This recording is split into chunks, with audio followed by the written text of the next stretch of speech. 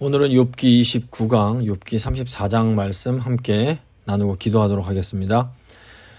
욥기 32장, 33장은 이제 엘리후의 첫 번째 연설입니다.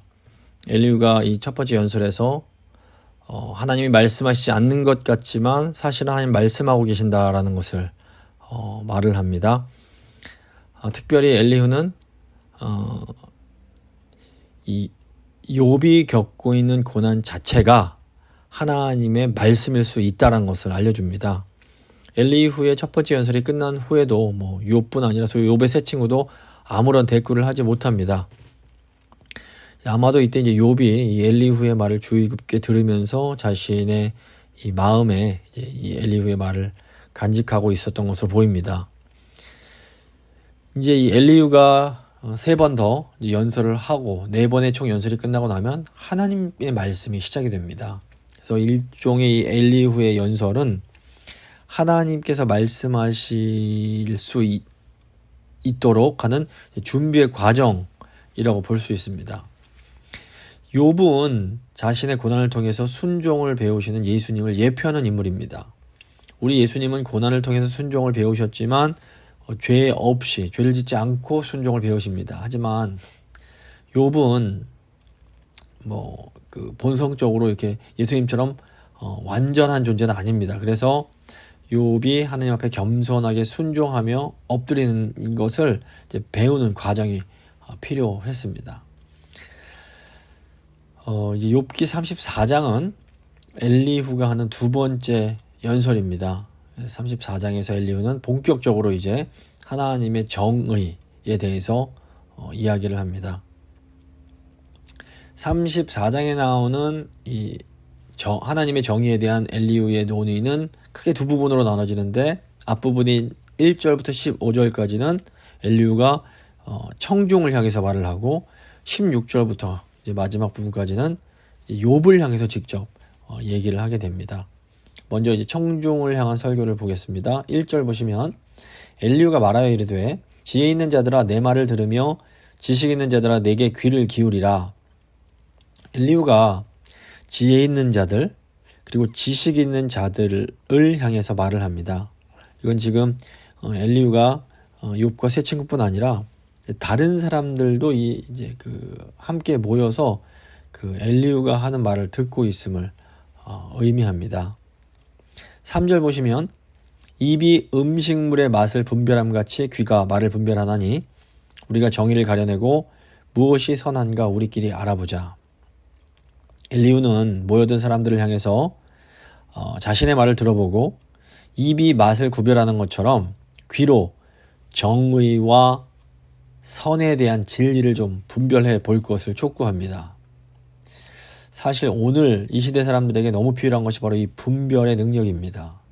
요즘 사람들이 자기들 입맛에 맞고 자기 귀에 듣기 좋은 말만 들으려고 하고 무엇이 참으로 진리이며 사실인지 분별하는 것을 싫어합니다. 어떻게 보면 이게 이제 태만의 죄라고 볼 수 있는데 세상 사람들은 그럴 수 있다 치더라도 문제는 하나님을 섬기는 그리스도인들도 이 태만의 죄에 빠지는 겁니다. 사람들이 정말 무엇이 진리인지를 이렇게 분별하려고 하지 않고 그냥 내가 좋은 거, 내가 선호하는 것만 그냥 듣고 확증 편향이라 말을 쓰는데 내가 좋은 것만 계속 듣다 보니까 내 생각이 점점 더 굳어지는 겁니다. 이게 이제 좋은 것이 아니라 굉장히 위험한 거라고 볼 수 있습니다. 그래서 하나님을 믿지 않고 하나님의 말씀이란 절대적 기준이 없는 이 세상 사람들은 죄로 인해서 어쩔 수 없이 그렇게 된다 하더라도 진리를 기반으로 살아가는 우리 그리스도인들은 언제나 좀 힘들더라도 정말 참으로 정의와 선이 무엇인지를 분별하기 위해서 힘쓰는 그런 노력이 필요합니다. 5절 6절 보시면 욥이 말하기를 내가 의로우나 하나님이 내 의를 부인하셨고 내가 정당함에도 거짓말쟁이라 하였고 나는 허물이 없으나 화살로 상처를 입었노라 하니. 엘리후는 이제 욥이 했던 말을 4개의 주장으로 요약을 합니다. 첫째, 욥은 자신이 의롭다라고 말을 했습니다. 욥은 내가 정의의 편에 있다, 내가 의롭다 이게 거듭거듭 말을 했습니다. 둘째로 욥은 하나님께서 자신의 의의를 부인하셨다라고 말을 합니다. 욥기 27장 2절을 보면 욥이 하나님께서 나의 정당함을 물리치셨다 이런 말을 하기도 합니다. 셋째로 욥은 하나님이 자신이 정당함에도 불구하고 자신을 거짓말추행이 취급하시고 자신에게 고난을 주심으로 자신이 명백히 유죄라고 자신을 여기고 계신다 이러면서 탄식을 했습니다. 욥기 이제 16장 8절 보시면 주께서 나를 시들게 하셨으니 이는 나를 향하여 증거를 삼으심이라 이런 말을 욥이 합니다. 넷째로 욥은 자신의 이제 상처가 화살로 상처를 입은 것처럼 치유될 수 없고 자신에게 희망이 더 이상 없다 이런 식으로 이제 말을 하고 있습니다. 이제 욥기서 가장 이제 후반부에 가면 욥이 이제 자신이 이렇게 함부로 내뱉던 말들을 다 이렇게 회개를 합니다. 하지만 이제 욥이 이렇게 그 고난을 받으면서 그 친구들에게 내가 무죄하다, 내가 이렇게 고난받을 만한 죄를 지은 것이 없다 항변하는 가운데 하나님께서 선하지 않으시고 너무 잔인하고 악한 고문자와 같은 분이라는 이런 사탄의 거짓말에 넘어간 것처럼 보이는 모습이 있습니다. 그러니까 의로운 욥이 하나님께 이런 어떻게 보면 실수를 하게 된 것은 고난 중에 사탄이 하나님으로 변장을 해서 욥에게 잘못된 인식을 이렇게 심어주었기 때문이라고 볼 수 있습니다. 그래서 사도 바울은 사탄도 광명한 천사로 가장해서 우리를 속인다 이렇게 가르칩니다. 그래서 우리 성도들도 때로 이런 유혹에 넘어갈 수가 있습니다. 고난이 너무 심하고 너무 힘들면 우리도 욥처럼 하나님의 정의와 하나님의 선하심을 의심하고 도대체 하나님이 나에게 어떻게 이러실 수가 있어 하면서 하나님을 원망하는 마음을 갖게 되고 원망하는 말을 이렇게 할 수가 있는 겁니다. 어떻게 보면 이것이 인간의 좀 태생적 한계라고도 볼 수 있습니다. 뻔히 알면서도 마귀에게 속아서 죄를 범하게 되는 겁니다. 근데 너무 감사한 것은 우리 예수님께서 이런 우리의 연약함을 잘 아시고 이런 우리를 위해 십자가 지시고 우리를 구원해 주신 겁니다. 그래서 우리가 궁극적으로 의지할 수 있는 것은 예수 그리스도 안에 있는 하나님의 사랑밖에 없습니다. 우리가 아무리 훌륭한 사람도 욥처럼 훌륭한 사람도 어떤 기본적인 연약함으로 인해서 하나님 앞에서 이렇게 실수하고 잘못할 수가 있는 겁니다. 욥의 세 친구는 아무런 증거도 없이 욥이 고난받는 것이 욥이 몰래 어떤 지은 죄가 있기 때문이다 라고 이렇게 뒤집어 씌우려고 했습니다. 근데 지금 엘리후를 보시면 이렇게 욥의 세 친구들과는 달리 욥이 고난 중에서 실제로 했던 말, 자기가 들은 말을 증거로 제시하면서 욥 당신이 이런 부분은 잘못했어 이렇게 욥을 꾸짖는 겁니다. 이제 7절부터 이제 엘리후가 욥이 했던 말들을 기반으로 해서 욥의 잘못된 것이 무엇인지를 말합니다. 어떤 사람이 욥과 같으랴 욥이 비방하기를 물 마시듯 하며 악한 일을 하는 자들과 한패가 되어 악인과 함께 다니면서 이르기를 사람이 하나님을 기뻐하나 무익하다 하는구나. 엘리후가 욥이 비방하기를 물 마시듯 했다라고 하는데 이제 이것은 욥이 아담과 하와가 뱀의 거짓에 속아서 선악과를 먹는 것처럼 사탄의 거짓말을 믿고 하나님의 그 정의와 선을 비방했음을 이렇게 이제 표현하는 겁니다. 이런 식으로 의로운 욥이 정말 악한 일을 일삼는 자들과 한통속이 돼버린 것처럼 보입니다. 욥은 악한 자들처럼 하나님을 기쁘시게 해봐야 이게 무슨 이익이 있는가 이런 말을 했다라는 겁니다. 그러니까 엘리후가 지금 욥을 향해서 당신 이런 말을 해서 당신은 악인이요 이렇게 말하는 것이 아니라 욥 당신도 악인들이나 하는 말을 했음을 욥에게 일깨워주는 겁니다. 욥이 아내가 이제 하나님을 저주하고 뭐 죽으시오 이런 말을 할 때 아내를 향해서 당신이 어리석은 자들이 하는 말과 같은 말을 한다 이런 표현을 했는데 욥 자신도 너무 큰 고난을 받으니까 자기도 모르게 그런 어리석음에 빠져들게 된 겁니다. 이거를 엘리후가 지적을 하고 있습니다. 이거는 온당한 지적으로 보입니다. 이제 엘리후의 핵심적인 주장이 나옵니다. 10절, 11절 보시면 그러므로 너희 총명한 자들아 내 말을 들으라. 하나님은 악을 행하지 아니하시며 전능자는 결코 불의를 행하지 아니하시고 사람의 행위를 따라 갚으사 각각 그의 행위대로 받게 하시나니. 엘리후의 말을 언뜻 들으면 뭐 욥의 세 친구들이 했던 말과 별로 차이가 없어 보입니다. 하지만 그 욥의 세 친구들은 악인이 벌을 받는다라는 것에 집중을 했습니다. 하지만 지금 엘리후의 관심은 악인들이 벌 받는 것에 있지 않습니다. 엘리후는 하나님께서 정의로우시기에 정의롭게 벌하신다는 주장에 그치지 않고 조금 더 나아가서 하나님은 모든 면에서 이 세상을 선하고 공정하게 다스리신다라는 것을 강조합니다. 근데 이게 비슷해 보이지만 절대로 작은 차이가 아닙니다. 공정하게 벌하시는 것은 공정하고 정의롭게 세상을 다스리시는 어떤 일종의 하나의 결과에 해당하는 겁니다. 그러니까 벌 받는 게 전부가 아니라는 겁니다. 하나님께서 근본적으로 정의롭고 공의롭게 세상을 통치하시는 분임을 엘리후가 강조합니다. 12절, 13절 보시면 진실로 하나님은 악을 행하지 아니하시며 전능자는 공의를 굽히지 아니하시느니라. 누가 땅을 그에게 맡겼느냐? 누가 온 세상을 그에게 맡겼느냐? 엘리후는 여기 지금 진실로라는 말을 사용하면서 자신의 주장을 강조합니다. 선하시고 정의로우신 하나님은 악을 행하지 않으시고 불의를 행하실 수 없습니다. 하나님께서 악을 행하실 수 없고 불의를 행하실 수 없는 것은 그분이 하나님이시기 때문입니다. 그러니까 하나님보다 더 높은 어떤 존재가 있다면 뭐 하나님을 보면서 하나님의 통치가 공정하지 못하 이런 평가를 할 수 있을 수 있습니다. 하지만 우리 하나님은 우주에서 가장 높으신 분입니다. 우주의 통치자십니다.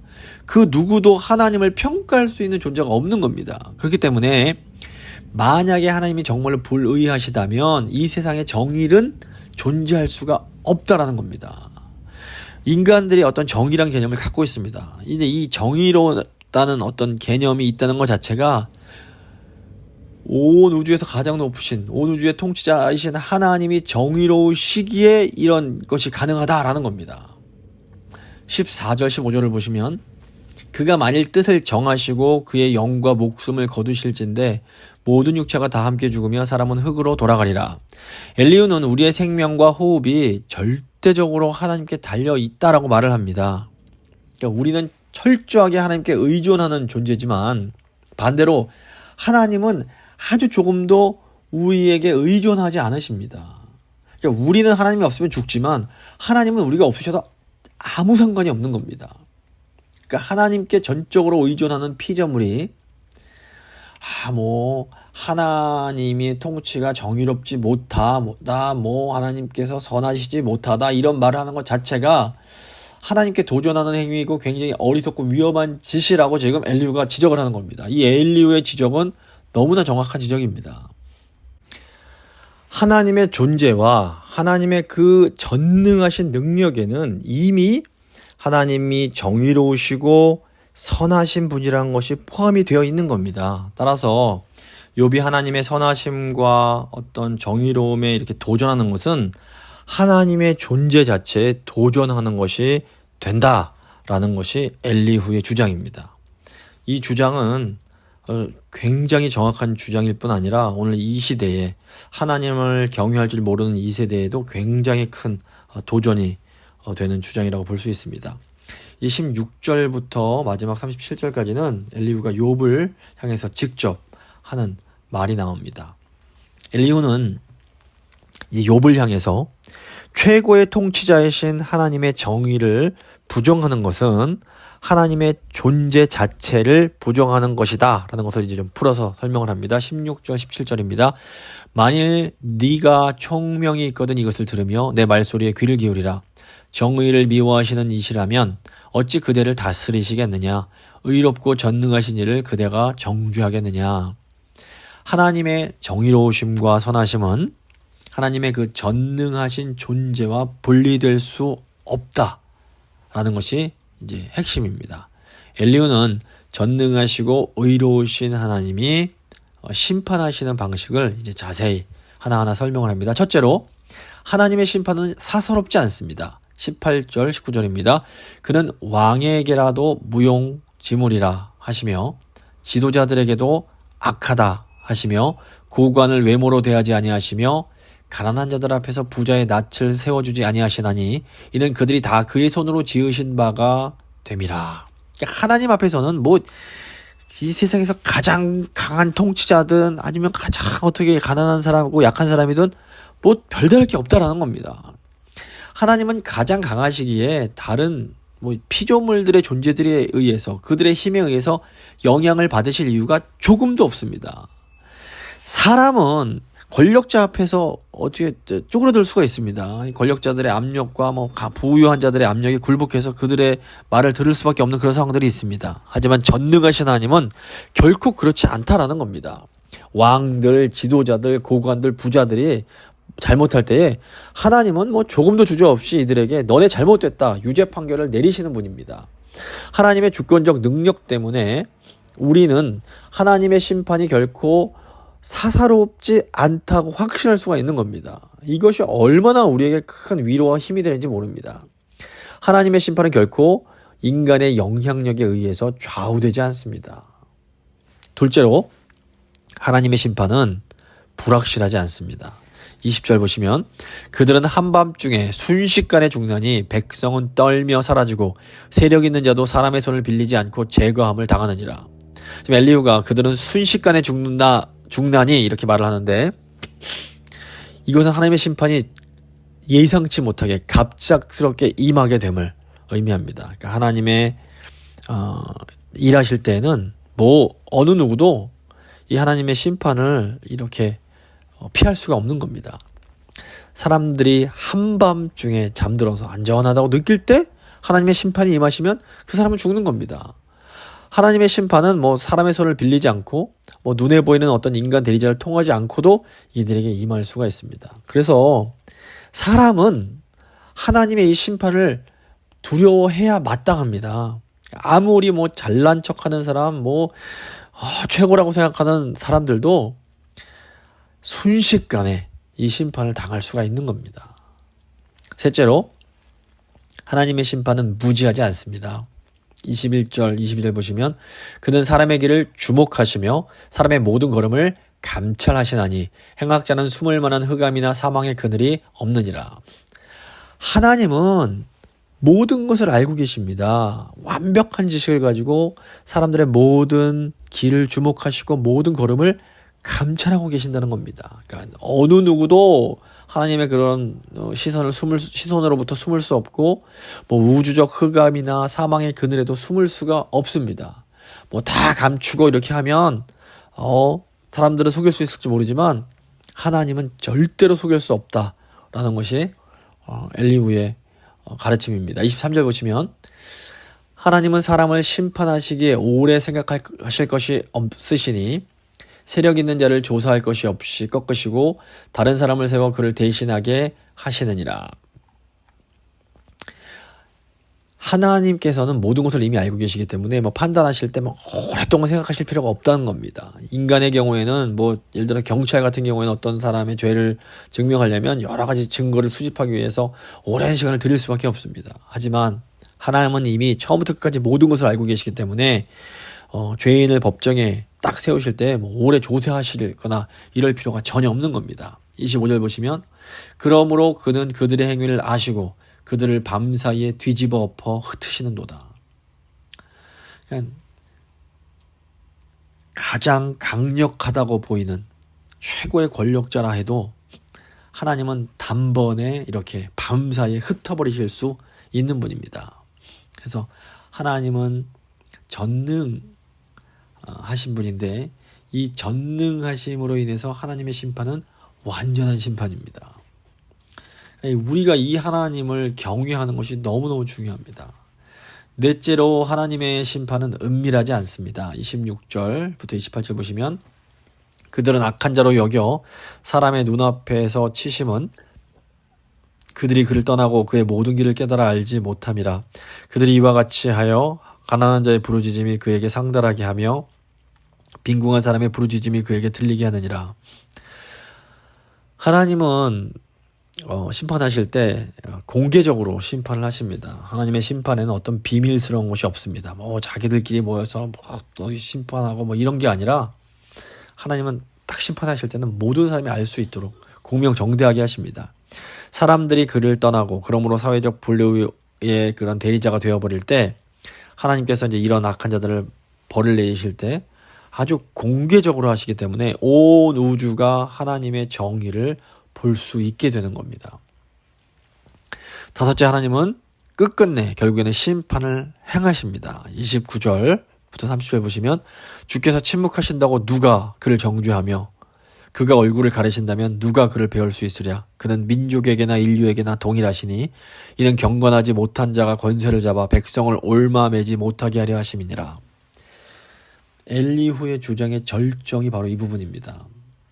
하나님이 침묵하실 때에 그 하나님께서 얼굴을 가리시고 불의가 일어나고 있는데 아무것도 하시지 않는 것처럼 보이는 그때에 우리가 어떤 말을 해야 하는가. 이게 이제 욥의 문제였던 겁니다. 욥이 자기가 고난당하고 있는데 하나님이 아무것도 안 하시는 것처럼 보일 때 욥이 이제 이때 실수로 하나님 불의하신 거 아니야 이렇게 말을 했던 겁니다. 근데 엘리후는 하나님이 침묵하실 때에도 하나님이 불의하시다라고 하면서 하나님을 정죄하는 것은 결코 용납될 수 없고 옳지 않은 것이다 라고 주장을 합니다. 하나님께서 얼굴을 가리실 때 하나님은 보이지 않으시며 우리는 하나님께서 이 보이는 것들 그 뒤에서 무슨 일을 행하고 계시는지 알 도리가 없습니다. 하지만 그렇다고 해서 하나님이 불의하다고 함부로 말할 수 없다라는 겁니다. 민족적으로든 개인적으로든 우리는 하나님이 행동하지 않으신다고 하면서 감히 하나님을 정죄할 수 없습니다. 하나님은 경건하지 못한 자들이 영원히 이 세상을 다스리지 못하게 하시려고 그리고 이제 이 약한 자들이 덫을 놓아 사람들을 잡지 못하게 하시려고 지금도 우리가 알 수 없는 그런 방법으로 아주 신실하게 일하고 계신 겁니다. 중요한 것은 하나님께서 행동하시지 않는 것처럼 보인다 해도 이것이 하나님의 정의로우심과 결코 모순되지는 않는다라는 겁니다. 엘리후는 하나님이 침묵하시며 아무런 행동도 하지 않으시는 것처럼 보일 때 우리가 아무리 하나님 도와주세요 부르짖어도 대답하지 않으실 그때에도 욥처럼 하나님을 함부로 비난해서는 안 된다 이 말을 합니다. 하나님의 어떤 행동이 느려 보인다 해서 우리가 하나님의 주권을 부정할 수 없고 하나님의 정의로우심도 부정할 수 없다라는 겁니다.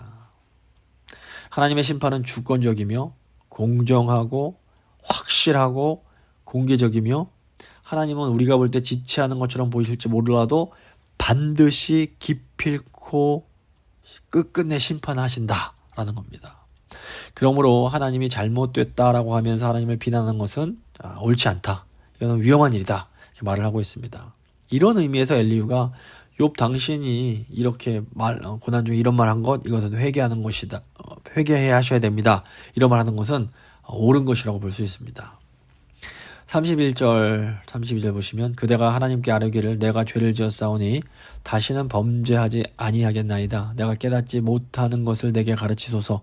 내가 악을 행하였으나 다시는 아니하겠나이다 하였는가. 엘리후가 욥에게 분명한 제안을 합니다. 엘리후는 욥에게 두 손을 들고 자신이 하지 말아야 했던 말을 했다고 인정을 하고 자신이 이해하지 못한 것들을 가르쳐달라고 하나님께 기도하고 다시는 이런 말 하지 않겠다고 다짐하라고 이렇게 독려를 하고 있는 겁니다. 이거 좋은 겁니다. 33절입니다. 하나님께서 그대가 거절한다고 하여 그대의 뜻대로 속전을 치르시겠느냐? 그러면 그대가 스스로 택할 것이요 내가 할 것이 아니니 그대는 아는 대로 말하라. 여기서 속전을 치른다라는 말은 욥이 옳다라고 하시면서 하나님이 내가 잘못했다 인정한다라는 것을 의미합니다. 하나님께서 욥 네 말을 듣고 욥아 네가 옳다 내가 틀렸다 이런 말을 하시겠느냐라는 겁니다. 여기 그대가 거절한다고 하여라는 말은 그대가 회개하길 거부하더라도 라는 이제 의미입니다. 그래서 하나님이 욥이 생각하고 있는 것처럼 하나님의 잘못을 인정하고 뭐 이렇게 대충 실제로 욥이 잘못했는데도 그래 네가 옳다 이렇게 하실 거 기대하지 말라는 겁니다. 이게 굉장히 엘리후가 위대한 게 뭐냐면 그 하나님의 하나님 되심. 욥의 고통을 이해하고 욥의 의로움도 알지만 그럼에도 불구하고 하나님의 그런 하나님 되심, 하나님의 그런 전능하심과 의로우심을 지키려고 하는 겁니다.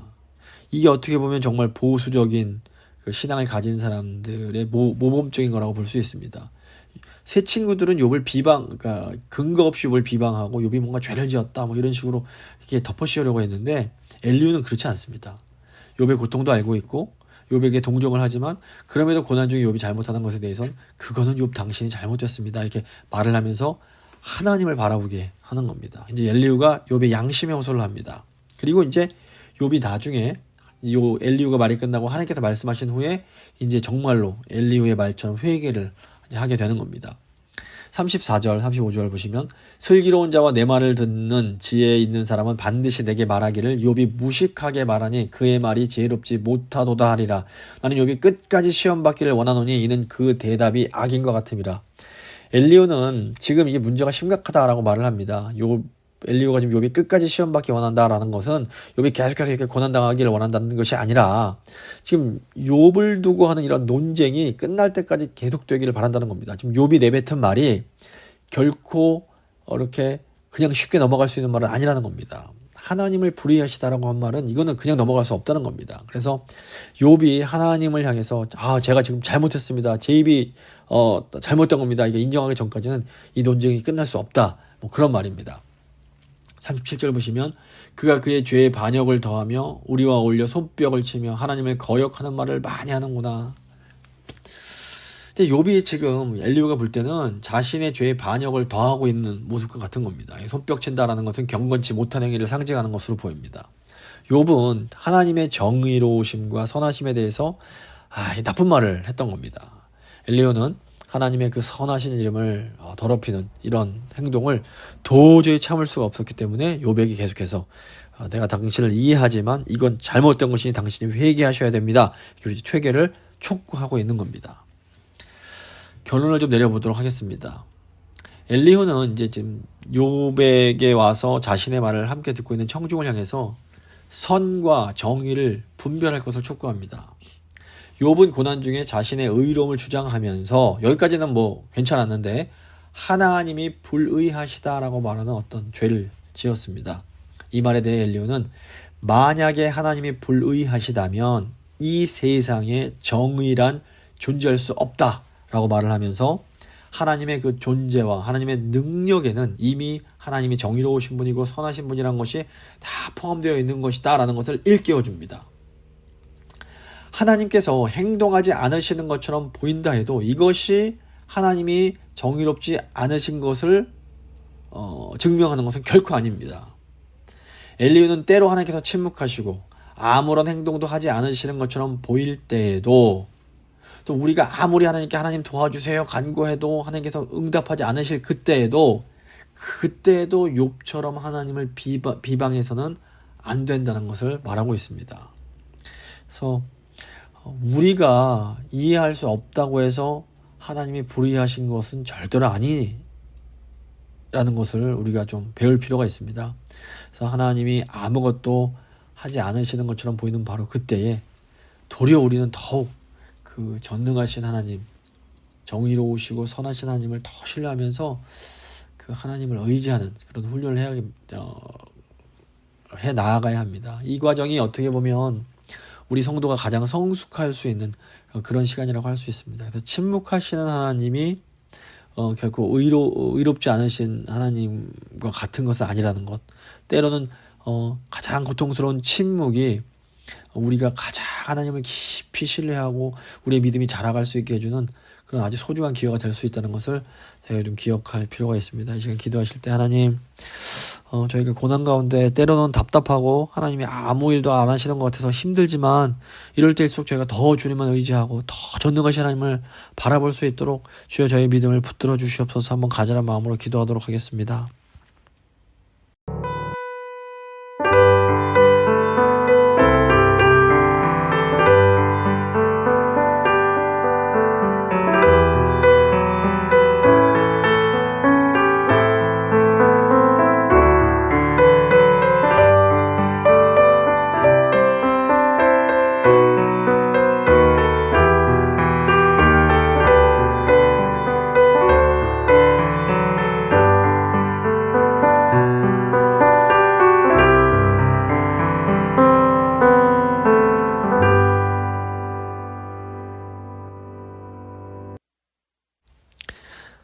좋으신 하나님 감사합니다.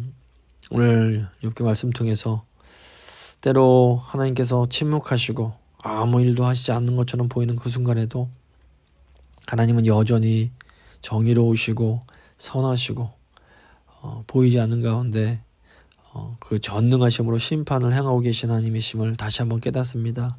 주님, 저희의 연약함을 긍휼히 여겨주시고 저희가 답답하고 보이지 않을 그때에 더욱더 주님을 의지할 수 있도록, 그래서 저희 믿음이 더욱더 자라갈 수 있도록 주님 저희를 붙들어 주시옵소서. 주님께 모든 것 의지하며 귀하신 우리 주 예수 그리스도의 이름으로 기도드립니다. 아멘.